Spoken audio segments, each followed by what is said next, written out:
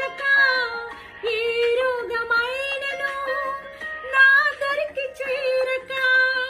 నీవు నడుపు మార్గములో నా పాదము జారక నీ దూతలే నన్ను కాపాడునుగా